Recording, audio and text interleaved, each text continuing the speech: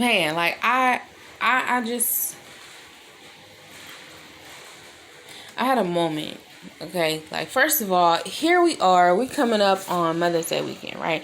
Now you should always be honoring your mothers. You should always be honoring yourself as women, as moms, honoring your moms. First of all, let me start with the fact that tomorrow, May 8th, is 19-year anniversary of my mother's transition. So this is already naturally a pretty challenging week. I mean, even if she, even if it wasn't the week she transitioned, it's Mother's Day. So naturally, you celebrate your mom. You're going to go, hang out with her, make it extra special traditionally, right? In America, it's like, hey, it's Mother's Day. We got to do this extra stuff and above and beyond, right? My mom's not here, and she hasn't been here for 19 years this year. So this weekend is a very intense, emotional experience, right? And I was like, wait, I've been so busy, I haven't even planned something for myself. I'm a single woman. I don't have a man, so it's not like there's going to be this man that's going to be like, oh, I'm going to take you to dinner. I'm going to do these things. I have 2 young sons, and yeah, they do stuff that's special, and I appreciate that. It's usually your man is going to take care of you, take you out or whatever, celebrate on you, or you going to go and celebrate your mom, and y'all going to have a celebration together. Well, I don't have my mom, and I don't have no man, and I had the realization when you're like, girl, you can celebrate yourself. Like, you don't need to wait on some man or be sad that your mom, you can celebrate her, honor her and yourself, and do something amazing, right? And so I was like, okay, bet, that's what I'm doing. That's what I'm doing. And I honestly had that realization last year. Because last year I was low-key, not last year, 2 years ago. But 2 years ago, I was a mess. Last year, the realizations really started to come in and change started to happen. Transformation began because I realized, like, I'm looking at everybody outside of me, but what about me? Like, I can't sit here and say, well, there's no this, there's no that. Well, guess what? I have me, and I can do shit. I can only control me, so control myself. I had a situation just 2.5 ago, and it stemmed back because my son, my youngest, did some shit he wasn't supposed to do, and I took his electronics. Like, you're not going to have your phone or your tablet, nothing. Thank you. I'm taking that until further notice. But he sometimes goes to my dad's house. And so I'm like, okay, my dad can pick him up. And he like, can you give him his phone? Mind you, my son had just asked me, Mom, can I get my tablet today? And I contemplated it because I'm like, he's been doing really good these last, it's only been 2 days since I took it. But I'm like, he's been doing really good. But I'm like, nah, it wore me down because at first I was contemplating it when he asked me if he could have his tablet, and I was like, girl, you gotta hold strong.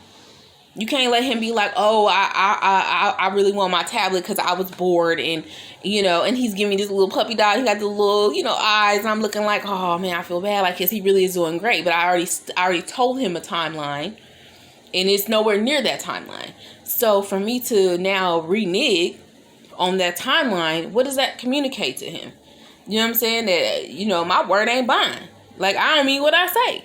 When I was growing up, they said, say what you mean what you say. Well, I meant what I said, and I said, no, you can't have it. So I looked at him, and I was like, instead of me being like, no, you can't, because da-da-da-da, I was like, teachable moment. Let me ask him what he remembers and why first he got it taken. So we went into a whole dialogue on why he got his stuff taken away.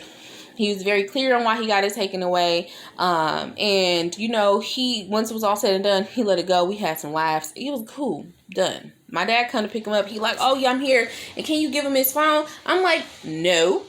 You know what I'm saying? I'm not doing that. The conversation was back and forth. And basically what he was saying was, my dad, well, I be seeing him here at my house, and I got to sit here and watch him be all sad because everybody else got their phone and electronics. Okay. The fuck? Like, that's consequences. Like, that's... For every action, there's an equal or greater reaction. And now the consequences of his behaviors has led him without a phone. And now he gets to watch everybody else play on their shit. And that will remind him that next time, I'm going to govern myself. And I'm going to do what the fuck I need to do. So that way I don't end up like this. Because I don't like this feeling. Like, basically you telling me you want me to renege on what the fuck I said. I'm raising 2 young black boys in America. 2 young melanated kings.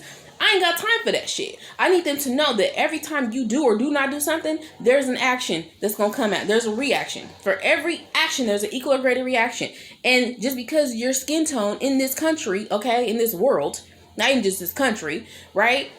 There's certain things that people do to us just because of what we look. So I'm not going to have you out here thinking you can go out here and act how you want to act and there's no consequences. That's out. We're not doing that. So guess what? No. No. We're not. No.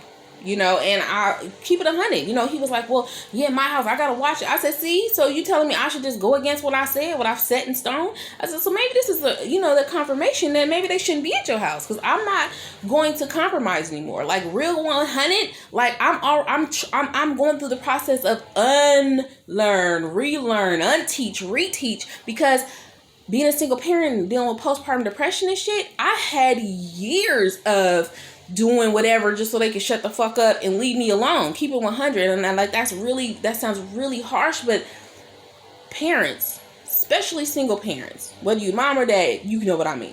Even if you got 2-parent household, you know what I mean. Being a parent is a tough job. And sometimes you just be like, here, just take it. So you can I need 5 minutes.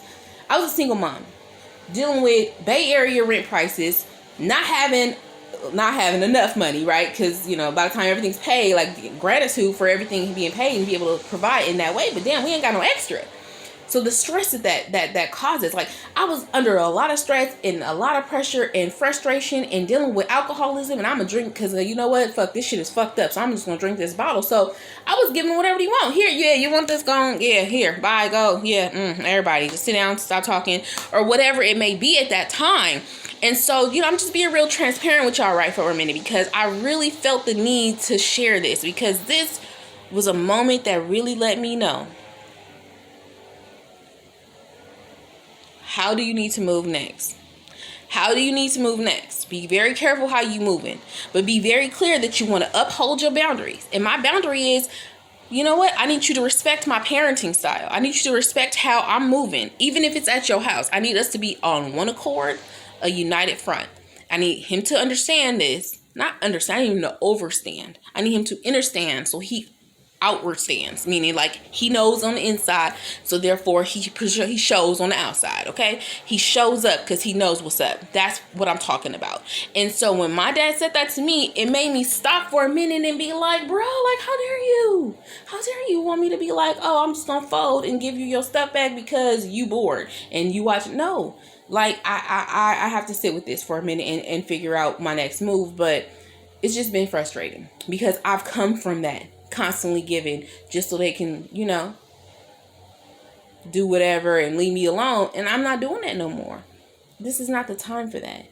And this is not the time to push down your boundaries, repress feelings, suppress feelings, whatever it's called. Like, this is not the time for none of that. This is the time to stand strong in who you are, know who you are, stand strong in it, and verbally communicate.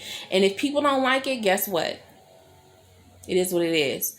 Boundaries is a filtration device. It just gets rid of those people that are like, you know what? I'm not for you. That's cool.